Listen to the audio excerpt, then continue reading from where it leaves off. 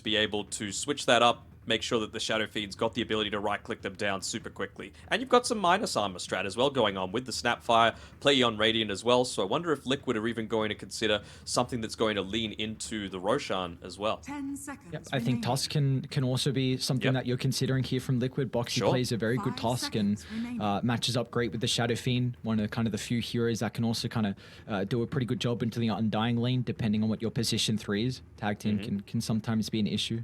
Yep, for sure.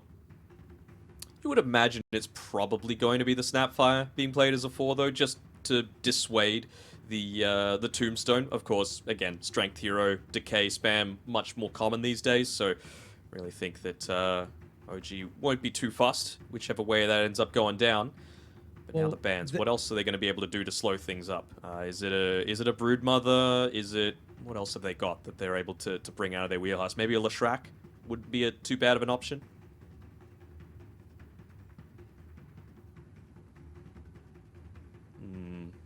Yeah, I mean, you just need to consider people that can get on top of the Arc Warden, and Lesh can definitely do that. Like, you itemize into Blink, you're definitely okay with going down that route, like Blink BKB, Bloodstone, of course, just so you can be into the middle, create as much chaos as possible, and you have a window where through that BKB duration, if you can kill the Arc Warden, then you pretty much got control of the team fight. There's another one of those heroes in the Faceless Void. Of course, really enables the Shadow Fiend in a lot of these fights. Just the Chronosphere prior to being able to land that W on the Arc Warden protects you from all the ranged attacks, or even just being a bit of a carry in your own right. So see what Liquid opt. There's another one of those heroes in the Faceless Void. Of course, really enables the Shadow Fiend in a lot of these fights. Just the Chronosphere prior to being able to land that W on the Arc Warden protects you from all the ranged attacks, or even just being a bit of a carry in your own right. So we'll see what Liquid opt to do in response to this. 5 seconds remaining. And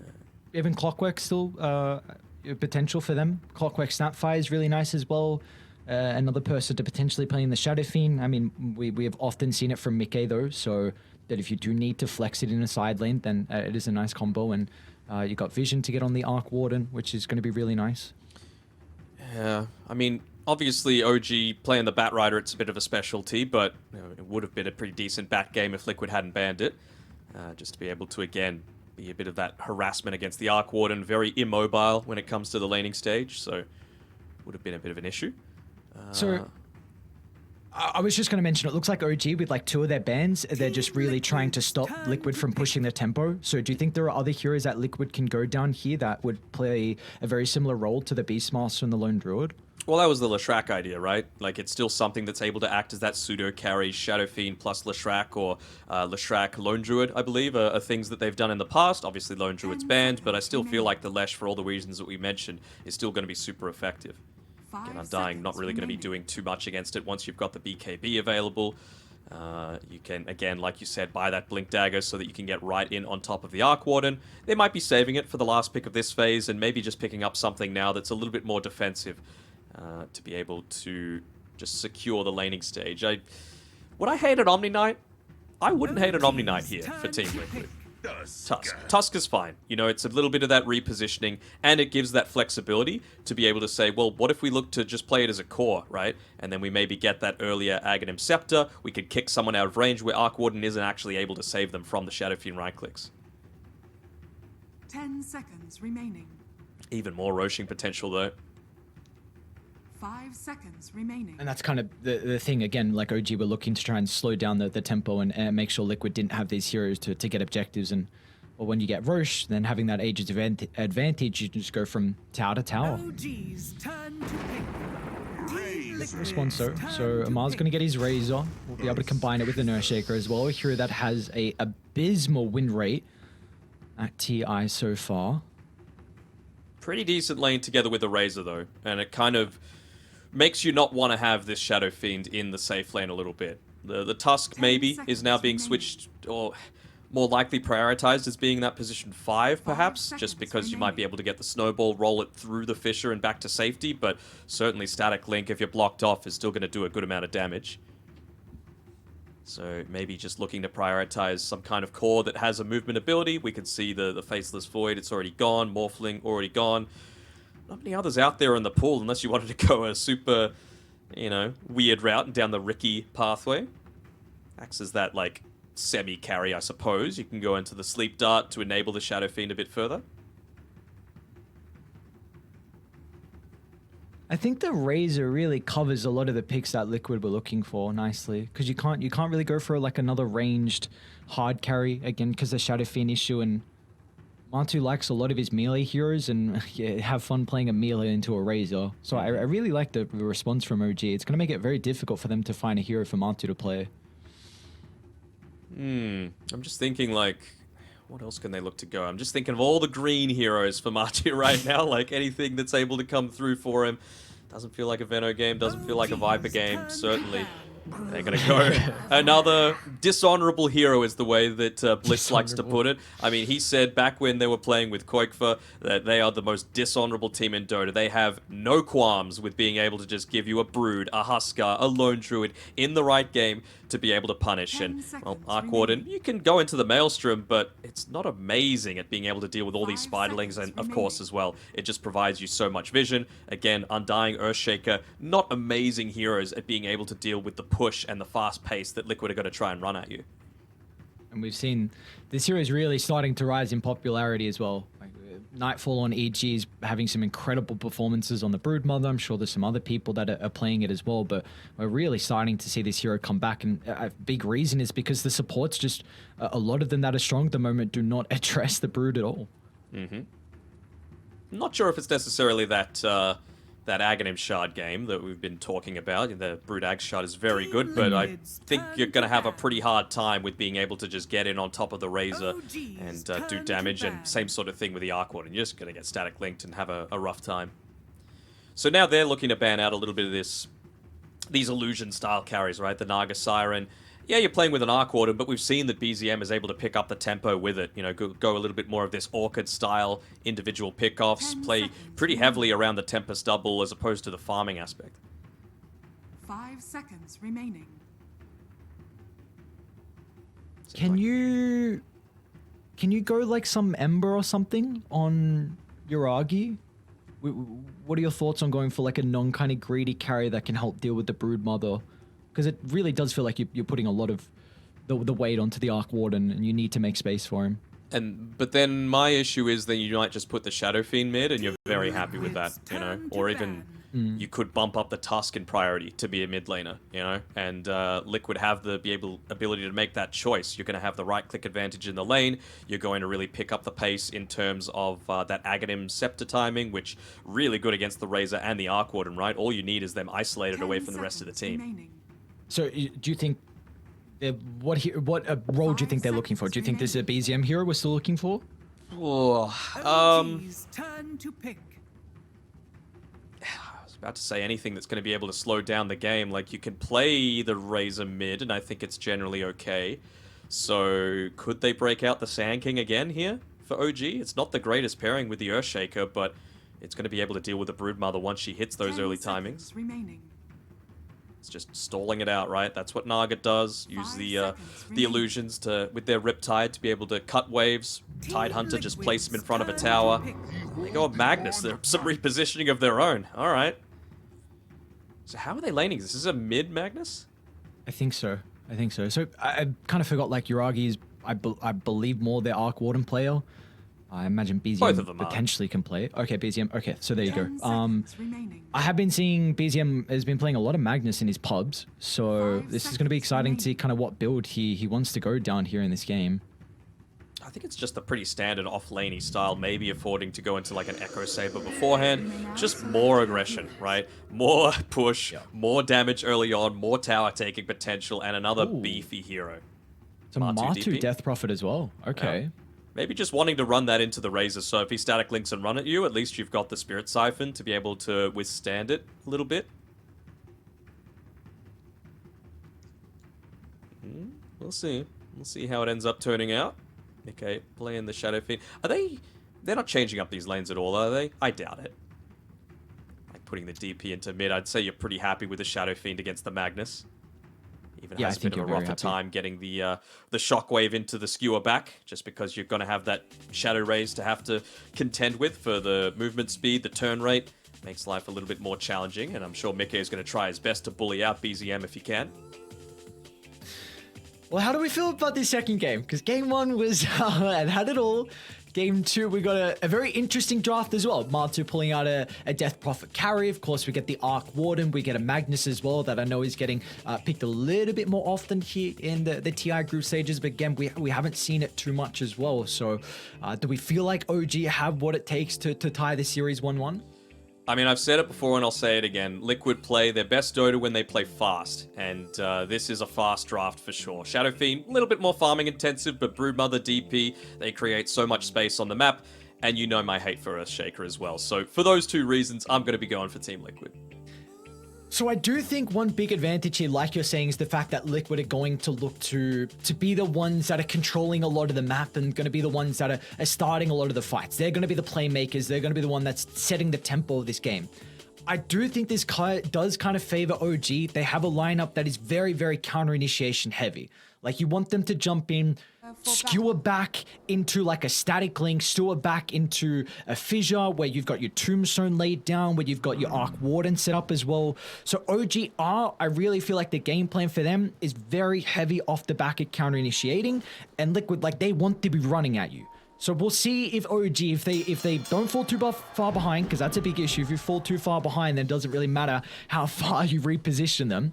Yeah, that's the thing. It's a very early game that I'm concerned about, and that's why Tiger, I like the fact that he's already queued up the Aghanim Shard. This is not a Blink Dagger game. You just need to create the space for Arc Warden to be able to carry this one for you. And then as long as you're able to get a little bit of that chain lockdown that they were lacking a little bit in game number 1, they were still in a super winning position despite that. But it's going to enable, for example, BZM to get that Blink Skewer in, to be able to isolate some of this Team Liquid team and prevent the saves even coming through from Boxy, who he's having a great series as well.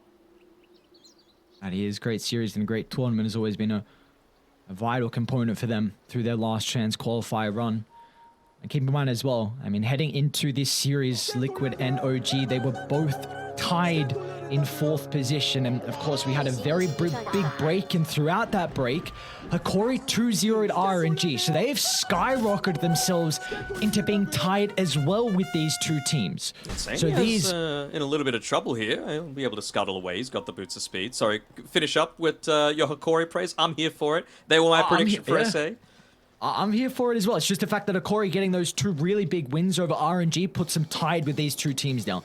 So Group B is ever goddamn close, and you need some victories here heading into the last day. Even Talon took a game off of Fnatic, right? So there's so many opportunities in Group B to be able to get that surprise win, to be able to scrape your way into the upper bracket. I feel like we're set up for tiebreakers tomorrow. Don't jinx it. I'm not saying anything. I keep jinxing stuff. I keep my mouth shut. I say nothing about tiebreakers. I'll let you do the jinxing. I hope you don't have that effect like I do. No, I think I'm a little bit different there. Misha, he's got the whole fruit market with him. 7 mangoes holding on to at the moment. Plenty of regen coming through just passively. And Insania, he's just looking to do his best to try and block up as many camps as he can. Make sure that you're not trying to influence this one. Again, it's just make sure that you get the good early start onto Zai. I think they're going to be satisfied enough to trade up here on Liquid, whereas OG might be looking to get a little bit more aggressive. Definitely seems like the better lane setup as well. The Snapfire going into the Undying. Yes, you're a strength hero, but you're able to address the Tombstone if Misha ever uses it aggressively. And then you've got the Tusk to be able to combine with the Death Prophet as well. One person to really enable the DP's strength in the lane and potentially finding kills. Yeah, but I'd say this is one of those games where Misha really wants to just max out that decay instead. Like, that's why you bought all of these mangoes. You're going to eventually need it to be able to deal with the Broodmother and the Spiderlings. You can't afford to just keep it at level 1, because that's going to do nothing against any of this push. Oh, he might... Okay, never mind, he's alright. That's a lot of health back. I was going to say he got stuck in the trees, and then the Spark Wraith, he wouldn't have been able to escape it. No, Zai's chilling, Zai's chilling. 2 more mangoes coming out on the courier. It's very clear what Misha's strategy is right now. Just keep the pressure up, keep Zai away from this lane. What HP is he down on? Yeah, just 460, so certainly not easy to just walk up into this one. Especially if he moves away from the creeps. He's got the Flux leveled up on Yuragi, so you don't want to become isolated away from any of these creep waves. Insatiable Hunger will do him a good amount of work, though. They will. It will indeed. A very strong spell to be able to play with, and like you said, maybe a big reason of the Brood's Bot lane, they're making a little bit of a move down here, but nice block off by Tiger, preventing the connection through on Matu. Spells being traded back and forth. Boxy's got a self to play with. A lot of resources being expended between the two. I would have to say it's eventually going to start to favor Liquid a little bit more. Right now, it's damn even, just because of the situation with the cooldowns with the Spirit Siphon and the Static Link. But the Static Link, sure, it gets lower as you start to level it up, but Earthshaker, again, doesn't do too much in the laning phase, and you're eventually going to get those multiple charges into the Spirit Siphon as well to allow you to get a little bit more active a lot more frequently. It's a very interesting read from Matu as well, going into the chainmail instead of like a boots or something.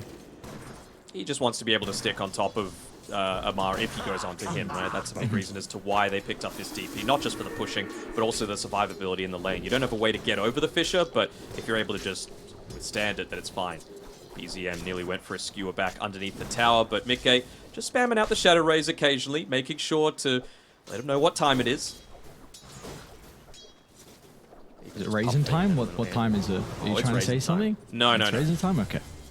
I'm like, what's going on here? Am I missing something? It is 9:23 in Melbourne right now. That's what time it is. Beautiful time to watch some Dota. No better time than it is. Tiger? So it's not really going to block him in. Again, this is... we're just waiting for the action to break out. 4 minutes in, again, both the side lanes have a lot of threat to be able to find these kills. Also got a lot of survivability as well, both in terms of the reduced damage when you're able to get the Static Link off and the increased survivability from Boxy. He's got 3 mangoes, so you're always in a position to be able to make a kill attempt here, and you would have to imagine it's going to be on Tiger that they're looking to prioritize. Fish is only going to be able to do so much if you can get right in on top of him, and, well, he's even been able to drag this creep wave away, allow Amar to farm it right underneath the tower. In some trouble at the moment. Soul Rip's going to give him a little bit of bonus health to play with. He's going to try and duck into the tree line, but Zai's got the advantage with the free pathing. And finally, first blood is picked up. Misha won't be able to find a rebuttal, though. Might even get Zai, who finds the decay. Is he going to go for the random use? Ooh, Misha. Doesn't have the damage, though. Can't show in the lane. Otherwise, you know, you might just get caught by that Soul Rip. Plenty of creeps around to be able to deal with Zai. Do it. Do it. Do it. He doesn't see him. It's nighttime. Bottom side. Or bottom For lane, a little yeah. bit of a play. But again, underneath the tower, it's so much more difficult. Misha. Furthering how tough of a start it's been here for Zai. 11 last hits. He didn't get the kill as well onto Yuragi, so wasn't given the first blood goal. This is a really difficult lane here, it looks like, for the Broodmother. It's not getting easier with that death. Bottom, they're actually going to snowball further past Tiger. He's still got the Fissure to play with, but Boxy as well has some spells to be able to cast. Amar's going to try and play around with the Static Link, but of course Matu's got plenty of damage coming in through himself, so it will be a 1-for-1 in the end. At least Amar does get the kill before he dies. I'd say Matu's pretty happy about that. You probably wouldn't have had the time to spend the gold, and there would have been some unreliable gold lost there, as well as the solo XP given over to Matu. So that's just going to enable the potential for this Earthshaker lane. Again, it's not that scary. XP given over to Matu, so that's just going to enable the potential for this Earthshaker lane. Again, it's not that scary for Matu, especially now that he's got the 3 points in the Spirit Siphon, so we might even see some rotations come from Boxy to some of the other side lanes. Power runes have already been picked up, though. It's actually the double damage on Mickey, so as expected, he's got a little bit of a lead over BZM, but that's the advantage of this Magnus. Down bottom. Yep. Oh, another death. Body blocks. Now Tiger as well might be chased down. Crypt Swarm not enough, but the last right click will do the dirty work as Matu up to a killing streak. Every little bit counts, right? They've got the vision on both teams, but the one that has the stronger lane is the one that doesn't have the Earthshaker, as the old saying goes. But, yeah, Matu, he is left on his own. Boxy getting a little bit of a pull-off. Again, just denying as much of that gold away from ATF as possible. Do we feel like Matu's going to get to a stage where he can be left alone and that potentially Boxy can rotate top as soon as Zai gets level 6? I mean, I think he can be left alone right now. It's just a question of, do you want to? Or do you want to continue shutting down Amar's game? How important do you feel he is to being able to, you know, get OG and Avenue back into this game? Not that they're too far behind, you know, having a good start on Yuragi. Instead, it's going to be Tiger. I mean, I think he can be left alone right now. It's just a question of, do you want to? Or do you want to continue shutting down Amar's game? How important do you feel he is to being able to, you know, get OG and Avenue back into this game? Not that they're too far behind, you know, having a good start on Yuragi. Instead, it's going to be Tiger actually making the first movement up towards the top side, doubling down on the fact that Zai is having a bit of a rough one here. Insane is going to be the one to scout it out, though. Oh, great fissure, but You're a spider. rude mother stuff. Easy try and run over the wall. And not enough. Meanwhile, bottom lane, they get Amara as well, so the rotation for Tiger is not going to pay off. Was a movement coming through from Mickey, though. He'll be able to get this stack off on his way towards securing the power rune. Just out of range with that sentry, I believe, to being able to claim the... oh. Mickey in the river. I don't know if they have the damage here. See, BZM's going to be playing with the potential of the RP. Yuragi's even going to look to TP in as well. Mickey protected with a snowball only for a moment, but that protection is enough, and he's now going to try and stand his ground to beat onto another. Mickey might get the triple kill again, because all the goons from Liquid have shown up. 3 members going down from OG, spilling blood in the river. Yeah, and just playing around that rune. Oh, Yuragi, you're committing pretty heavily for this. Just a little low on mana, unfortunately, for Boxy. Although, tag team just coming up, but the slow not going to be enough. Man, if he waited just a little bit more, he would have had the mana. So just 5 more mana for the snowball versus the tag team, but you know, getting a little bit antsy. You know, they're feeling themselves right now on Liquid. Ooh. This is despair for Amar. He's got a Midas queued up. Like, you needed this hero to have a good lane so he could kind of... act just as an unkillable force throughout the entirety of the game, because your playmaking potential in OG is very limited. Yeah, with the Razor not showing back in the lane, it again just frees up Boxy, the more superior rotator, compared with the Earthshaker, to being able to make these moves around the map. No real reason to come back bottom, and he's nearly hit up onto level 6 on Boxy as well, so you're going to be able to get a lot more of those quick pickoffs happening. Now, Zai recovering the rough start to his game. They've taken over this top side a little bit. It's feel a little bit scary to come up here as, whoa, exploding on Misha. Marta's like, thank you very much, sir. I'll take the kill. Easy peasy, and also scout out where Amar is. They're going to see him shortly in the lane. They want to wrap on bottom, or they want to wrap on mid. They've got the Exo up already. A kill into an objective would be huge here for Liquid. And so is the mental damage. That's what Dota's all about. Emotional damage, being able to take out an important cog to the OG machine. No. Oh no. They're going to try and TP down. Shard's a beautiful placement from Boxy, but the rotations, are they going to be fast enough? Martu activates the Exorcism, and BZM and the Tempest double. I don't think it's going to be enough. BZM tries to play around with the RP, skewer back as well. They get the kill. This is under an Exo. Just going to sacrifice his own life as Martu is more than capable of charging on forward. He might even go for another. Does he stop the T2 tower? He will not do that as Martu wants the Ultra, but he doesn't have the damage to find the kill on Tamisha. Still, though, great early game coming through, and all the while, Mickey's just whacking away at that mid-tier 1 tower. Siege creep at the ready. They're going to be able to open up the map even further, so even the last bit of safety coming through from the jungle for Amar to make that comeback happen, not going to be as much of a safe haven for him. Zai as well took the top tower. He's farming under a ward, but he's taking away one of the big advantages of playing on the Dire side in those easy-to-pick-up jungle camps. OG need to get an objective. You're not going to have a jungle to play with, and with how far you are behind, going this double Midas, and again Amar going bottom, and no one's here. No one is here to play behind him. Liquid are just bullying Amar at this stage. More unreliable gold being lost every time. That's one of the big downsides why people sometimes buy the recipe on the Midas first. Boxy? Alright, let's see if this is a higher gun that you want to enter up. Cheeky. Alright, I mean, gets him over the fissure and he's going to go back in now.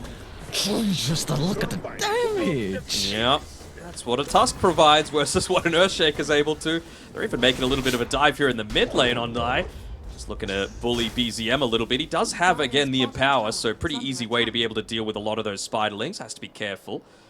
Top lane, being pushed in a little bit, so Zayat looks like he might be able to get the full retreat, but even just using his spiders to block up these camps, prevent BCM from being able to get a lot of that easy farm.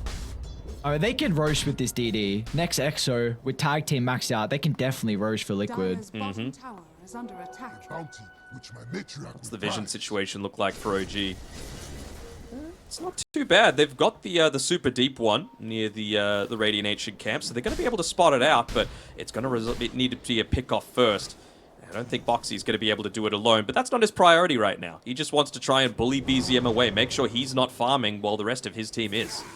Even Matu just staying down here on his own. 3 heroes making the move down here. Tiger with the Echo Slam available.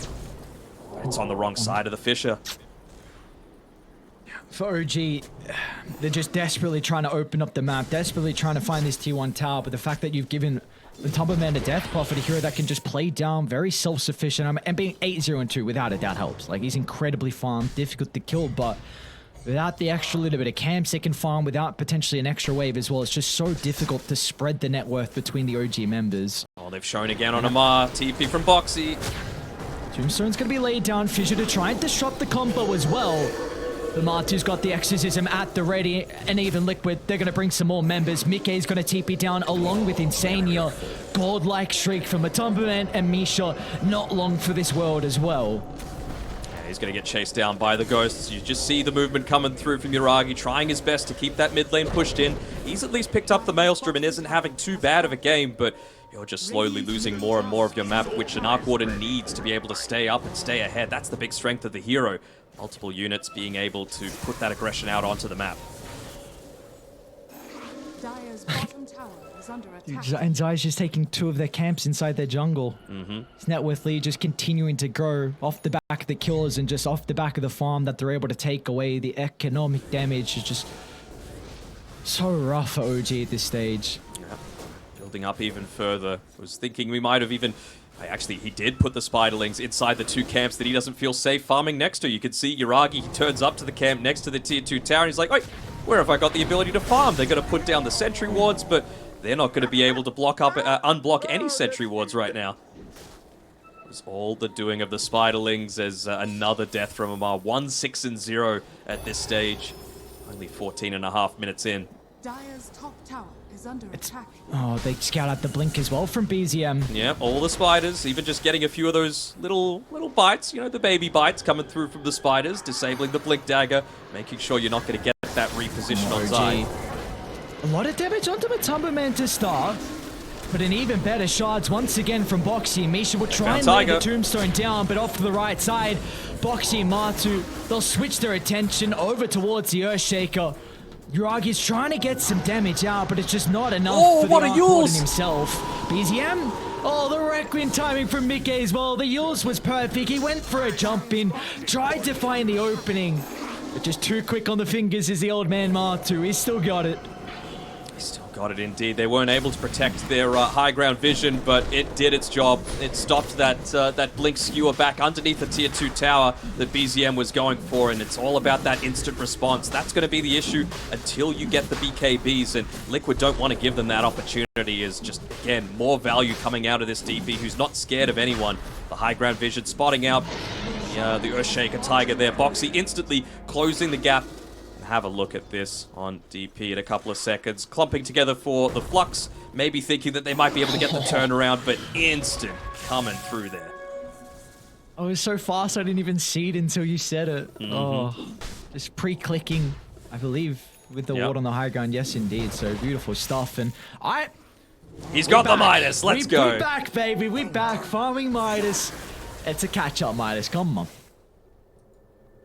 Question is, can he catch up? They're showing right now on Tiger and BZM down here. Just quick enough on the fingers to be able to get the blink away.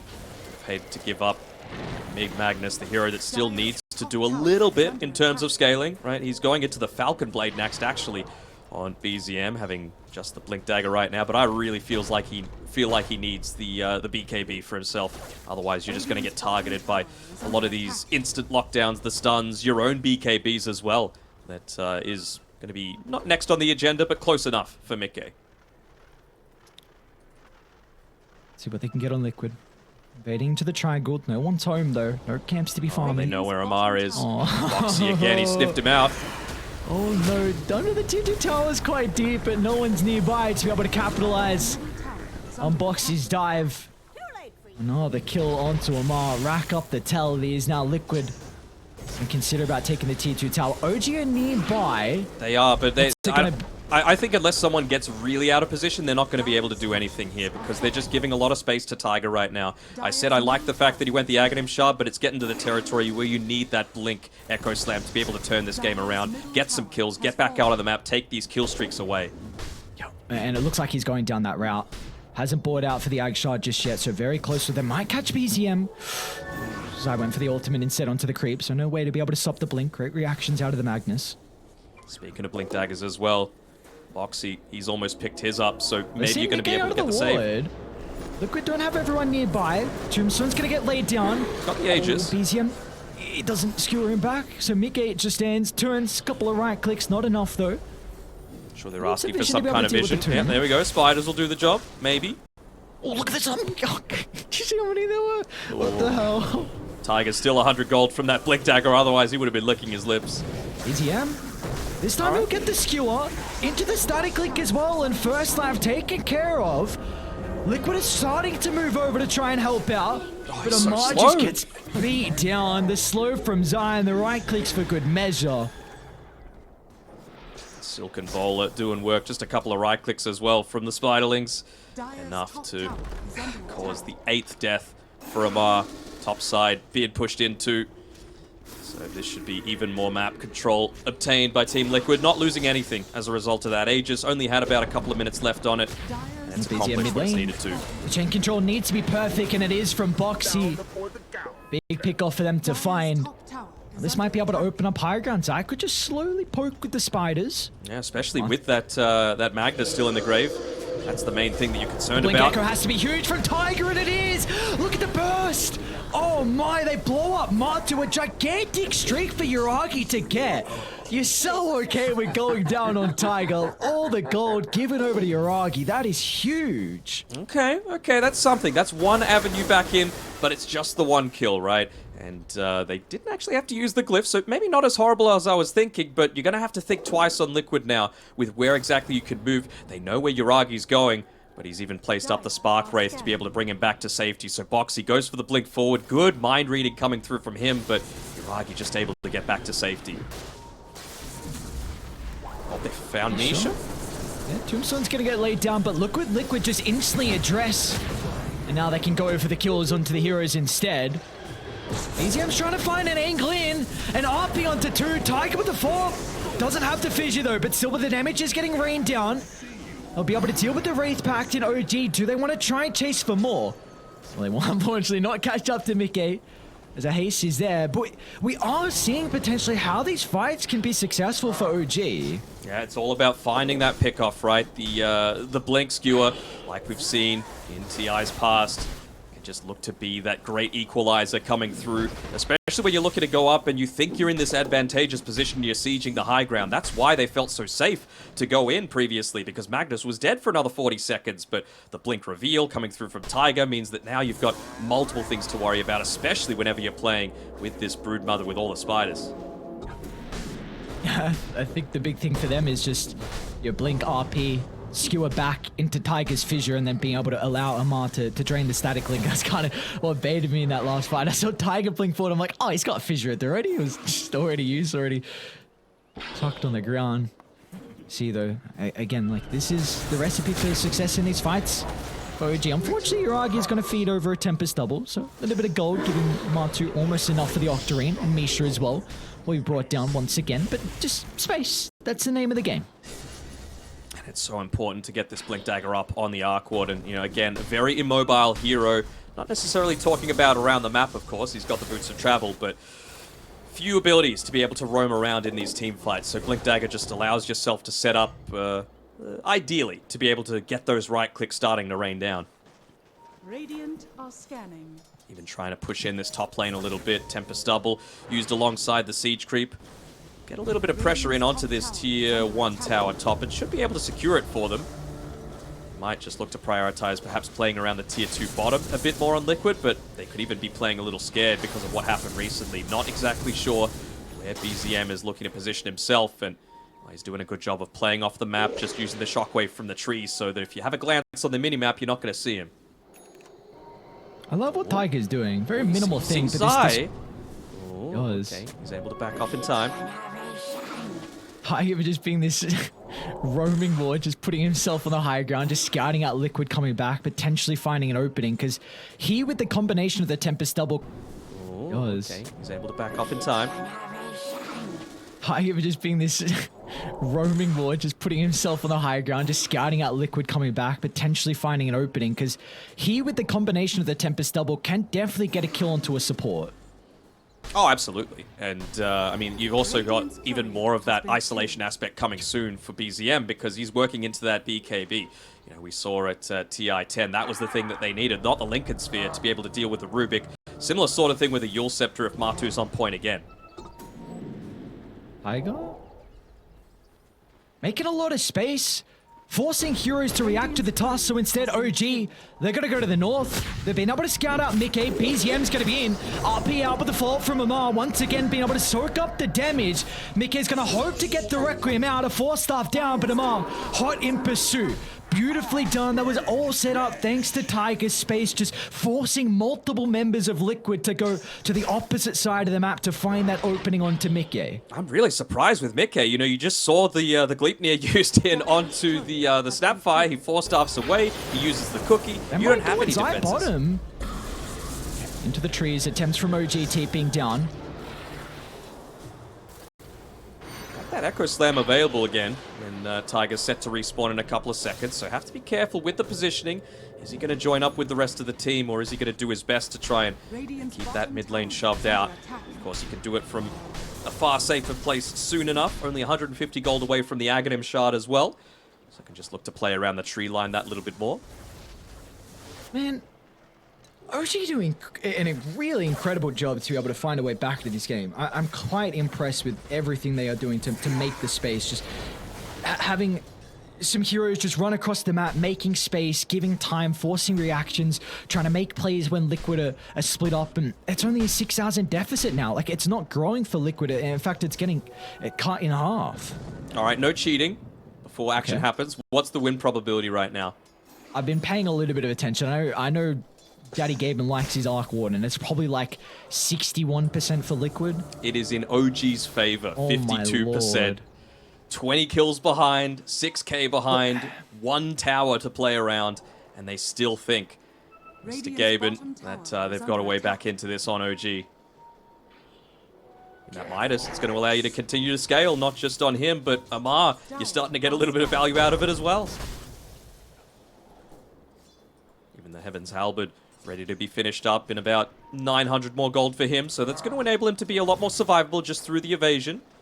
Level 15 as well, picked up for the Razor. For those that aren't aware, the tooltip might say plus 5 static link damage steal per second, but it's actually 10. So enjoy your extra 40 damage over the duration of the static link. Thank you, Dota Tooltip, and thank you, Roche, for the spawn as well for Liquid.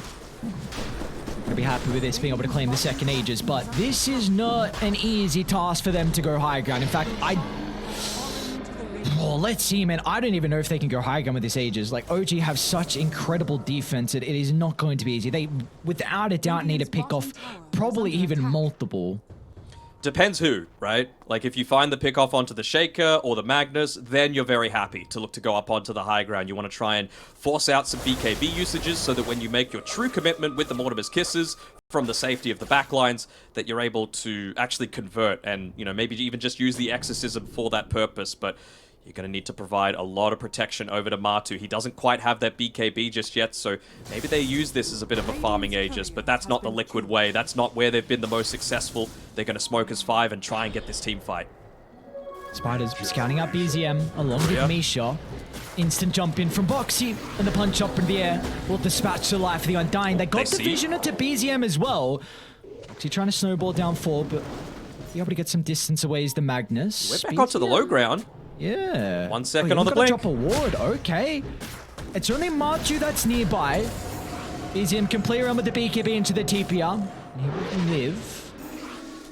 Still though, no BKB is a pretty big deal, right? Now if you commit on BZM, you're not going to have that ability to stop the Yule Scepter. Look at Tiger, man. He's just cutting the mid wave, making sure that... Oh, is he going to be able to get away? Insania!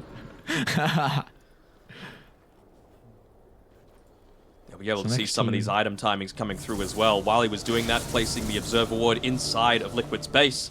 So nothing significant on this Broodmother Courier, just the Nether Shawl for right now. He does have that pipe as well as the Wraith Pact as well, so it's going to provide a little bit of protection against a lot of this magic damage that's coming through from OG. Ragi got a little bit unlucky with the Maelstrom procs, but he almost just cut full 2 waves with the Tempest double. Oh, they're not wanting to give up this ward. Yeah, look at this. Liquid charging on forward. BZM trying to find the opening. The Fisher blocks it off. Yeah. Oh, unfortunate. It's a good Fisher to find the initial catch, but just the terrain being his undoing there. Again, though, more time for Arc Warden. Just sitting down here with the Midas. Getting some good value out of it, and eventually he's going to start trying to win this right-click battle coming on between him and the Shadow Fiend. Dragonlance coming through next. He's also got Octarine queued up afterwards, so I wonder if he's going to go Scepter off after the Octarine. I was thinking he was also going to go right-click with the Hurricane Pike, but more frequent Midases. That's true. More Midases thinking about the late game. Gotta be careful with these Spiderlings up top. We've got Tiger there, ready for the jump. Reading the wings is Tiger, waiting for the opening, and BZM, that's where they can get the opening.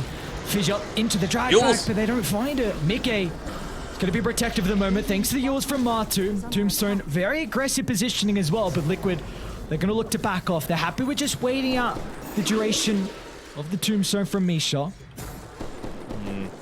I mean, obviously they're happy about that, and, well, they're probably even happier now that they see a DD up top for Mickey to be able to pick up as well. He actually went the Shadow Rays damage this game as well, instead of the Presence Aura effects buildings, so I guess just feeling like they needed a little bit more of that power to get in front when they did take these team fights, but it's going to make life a little bit harder when you're looking to go for this high ground siege. Maybe again just thinking that Martu's going to be doing the body of work, especially once he gets up to that level 18, really close to the BKB2 on Martu's Death Prophet. It's a big item though for Liquid. They've had some difficulty with being able to catch out OG, but just with a gem now on Insania, try and deal with some of the wards that OG are playing with and just stop them from split pushing the map and stalling this one. T3 tower is going to end up going down, and see if Liquid... Oh, it's a lot of damage with the spiders onto the range barracks. Unhealable damage as well.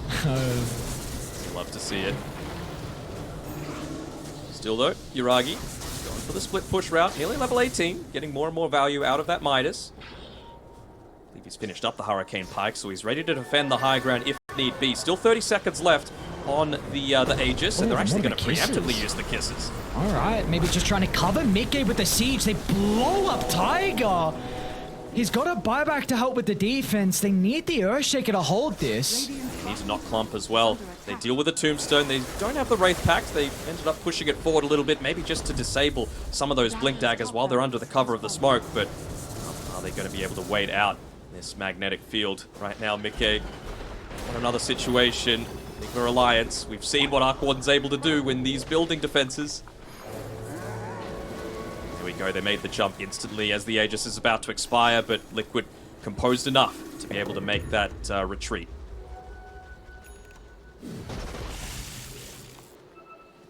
So, no glyph, but no melee racks taken it. Oh, they do find BZM though. BZM. Oh, he drags back the Tusk as well. Boxy, not the position he particularly wants to be in. BZM, great use of it. Getting himself out of harm's way and getting a kill along with that too. And now they can look to reclaim their triangle. How else can they get on across the map here from OG? They know, of course, the Aegis are out of the hands of Liquid, so they're going to go for another smoke on OG. Zai, again, being that Observer Ward, looking to be the one to catch out a lot of these smokes, and he's actually found out Misha. Probably the target. Caught him. Ooh. BZM, can he follow up? The free pathing from the Broom, but the skewer up. They might need the RP, and BZM utilizing the region to get the mana required to hold him in place, but the rest of Liquid He's just They're trying to right-clicking. force the team fight here, but they might be a little bit too late to keep Zai alive. They'll end up losing the Broodmother. Off to the left side as well, Amar soloing Martu down at the moment. They need to respect the Razor, but as soon as the BKB expires, Mickey's just going to force stuff himself into the middle, cleaning up Amar's life. Tiger got to go for the full-on retreat. The damage output from the rest of the team isn't there. Not worth going for that Echo, but he's actually getting caught out here. Another great catch by Boxy. And they've still got a couple of creeps here on the top side. This is the level 3 Exo. Well, just about to run out. It's got the blast rig available, but well, at the very least, they'll claim the melee racks on the top side. Okay. Set a barracks advantage here for Liquid. 11,000 net worth lead. Finally been able to crack the high ground. Unfortunate for Zai that he dies, but again, it's just about making space because Liquid know how difficult it is going to be to siege this high ground, right? The power of the Arc Warden, the skewer back into the base, the Earthshaker, when you're clumping up, when you truly need to commit in. And so that's why I feel like they might be waiting out Boxy's item timing. He's going into the Aghanim Scepter next on the Tusk, again, just to go for the isolation, trying to beat OG at their own game. And they've got the MKB now from Mickey as well, so a huge item to help with the evasion from the magnetic field. The question is, I think it's past the time where you can just continuously farm heroes on Liquid. They had such a great early game, but you're farmed enough now on OG that you're a little bit more sustainable. Double bounty route certainly helps, but I wonder if they want to give Boxy a little bit more time just solo on this bottom side of the map. Get up to his level 16, get that full snowball, start to get a little bit more of that net worth for himself. I don't think they have the Philosopher's Stone, no, otherwise that would have brought him a bit closer, and it's a pretty long Roche respawn timer as well. 2.5 minutes, Boxy checks it just as it was potentially available. It's going to be an agonizing wait for Liquid. What a 2-0 this would be if they were able to close this one out and create a little bit of a gap between the upper bracket teams and the lower bracket teams, at least towards the end of day 3.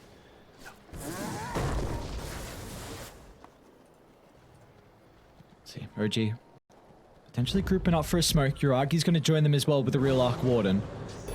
Hasn't got enough gold at the moment. Very close to enough for the Octarine. Zai again, though. Look at this positioning coming through from him.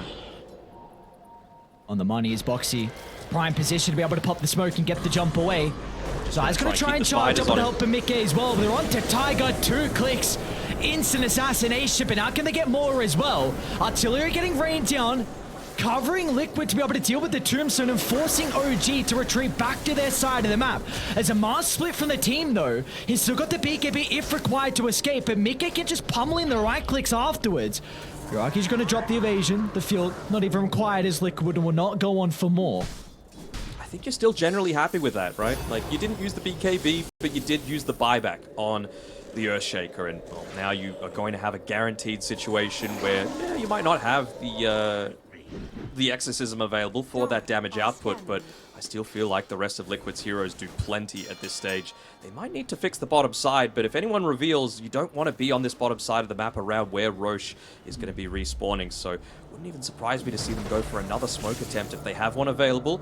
Just going to look to fix out the position of this lane first, and well, Misha's holding on to one right now, and Zai doing a great job of just creating that distraction, not allowing the lane to push out, and making a few more of these movements just that bit more obvious for OG. They want to wait out the Exo timing if they can. There we go. Boxy. Look at how he's facing as well. He's making sure that he's got the avenue to get the instant blink out, not having to wait for the turn. He does just that. Gonna run to Mickey first. Tempest double, pretty important for the extra damage, and BZM's just off the mark as well. An incredible force staff gets Liquid out of danger.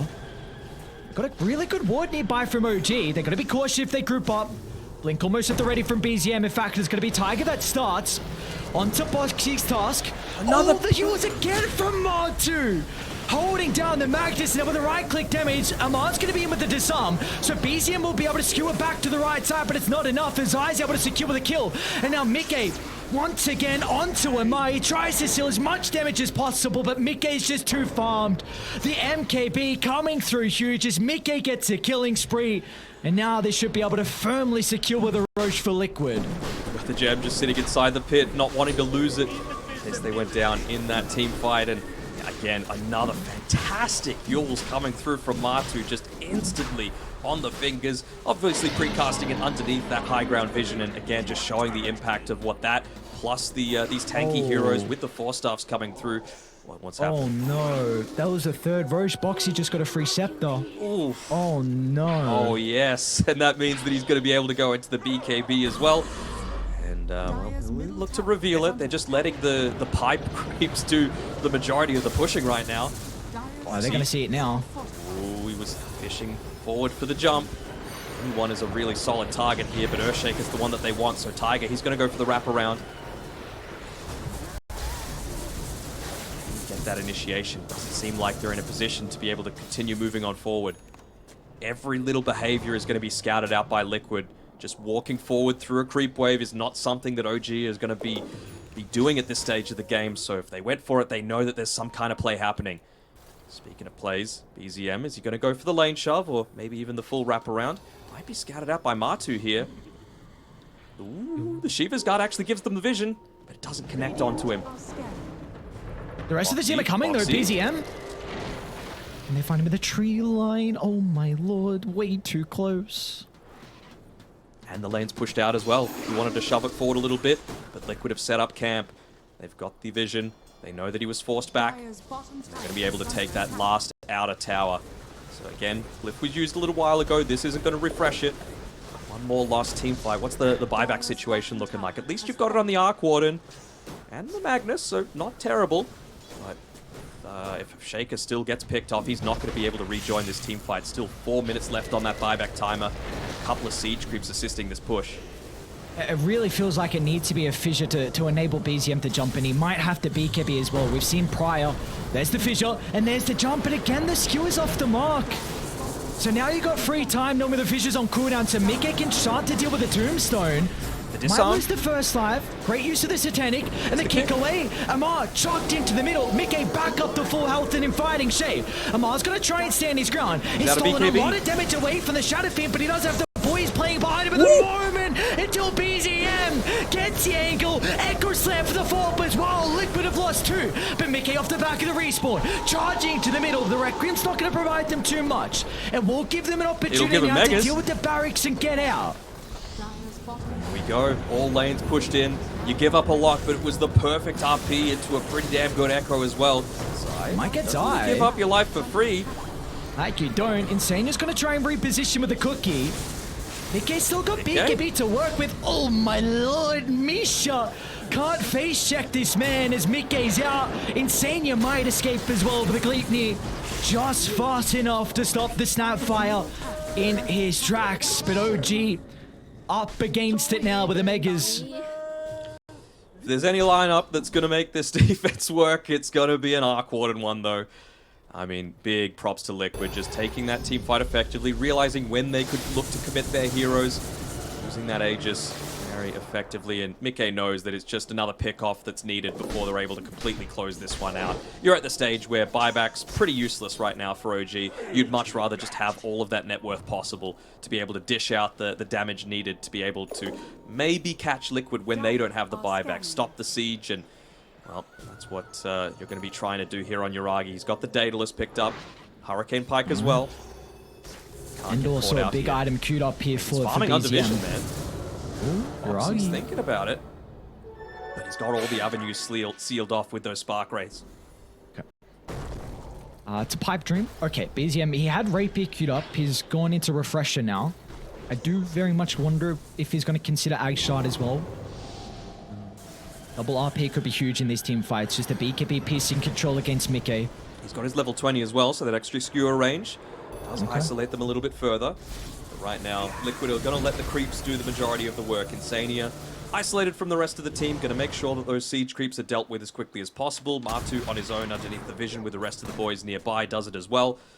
And Zai just going to be able to use those spiders to do the same thing in the mid lane. So there's a lot of information to the positionings of OG, and again, it's close-ish to being able to pick up the BKB for Boxy. I wonder if they might opt to wait for that. Of course not. This is Liquid. This is aggressive. This is, we want to find that quick pick-off. Are they going to be able to do it again? But you'd hate to die on Boxy and potentially give them the avenue back into this game. He's played a phenomenal one so far. Full wraparound though. Amar might be the target. Where's the counter initiation? It's going to be ready. Oh, they were attempting the kick into Requiem, but now Boxy forced up further inside the base. He's going to at least get the kick onto Misha, so they'll trade a 1-for-1.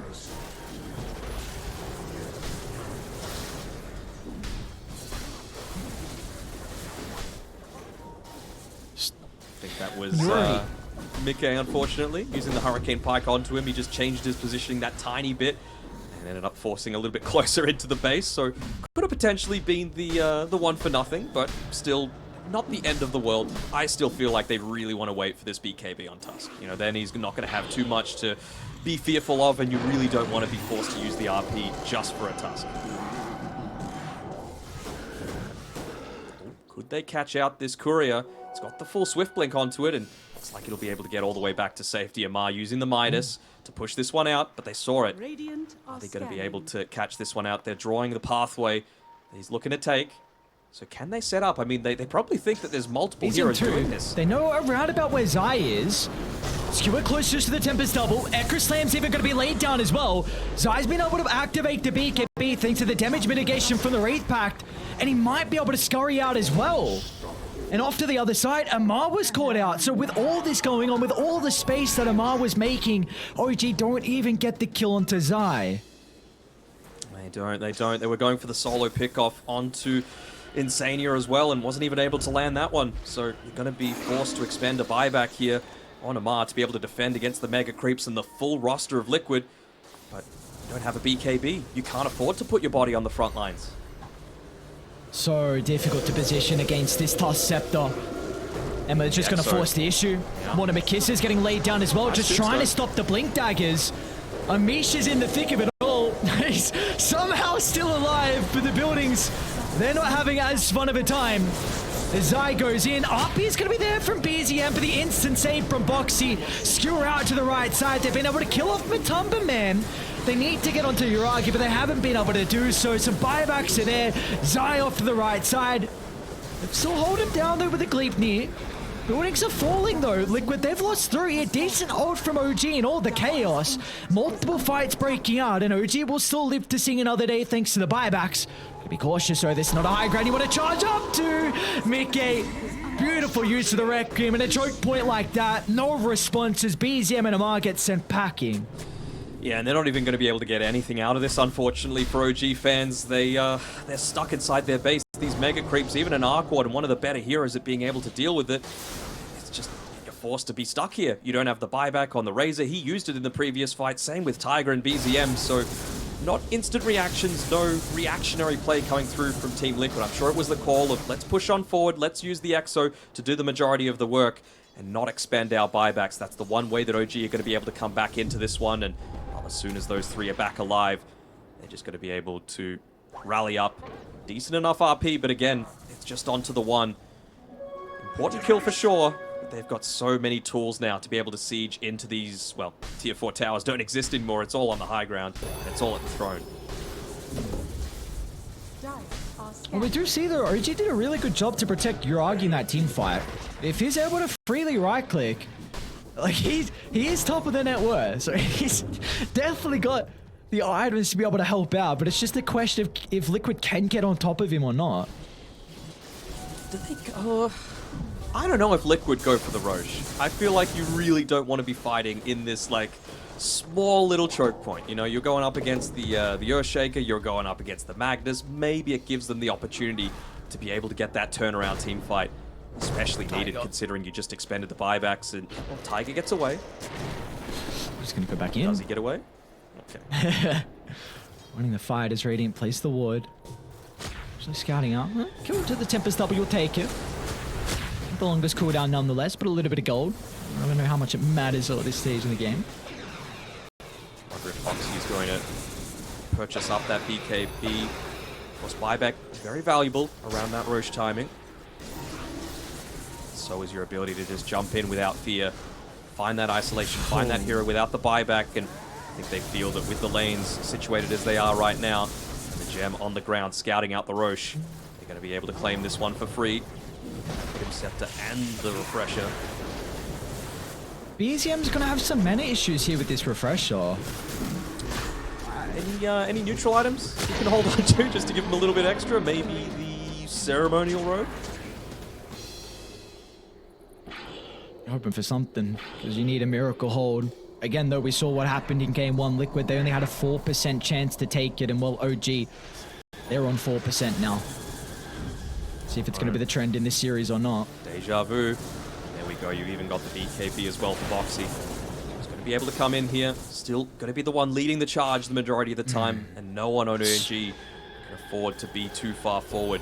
So many buybacks used in that previous engagement. Just the spinner snare, cutting off the avenues to leave the base. Uragi's so close to 25. Needs a little bit of experience, man. Just get the experience. The kiss is in. The kickback. Foxy with a jump onto BZM. They're going to try and target down with the Magnus at the moment. He's been able to score. Oh no, the RP from BZM. He's got a second one to utilize, but he needs some mana, so a trip back to base will help out. Nisha will still end up going down. Boxy's going to be in once again. Another kick. There's no one else nearby. Tiger's going to find an opening, though. A pretty big ult for the second round of the RP. They're going to drag them closer to Uragi, but Mickey wants to protect it with the use of the Requiem. Send them all back inside the base, and the throne's just falling too fast. OG will not have a response to tie up this series. It's a big second map victory for Liquid. They do, even sealing them inside the base with that spinner snare, making sure that there was going to be no engagements coming through. What a great performance by Liquid. Once again, fast Dota seems to be the ticket for these guys. Every single time they're able to close it out early, it just seems that there's no coming back from it. Good decision making, good team fights, solid target prioritization, and even just the map play coming through from them, able to secure them that 2-0 victory.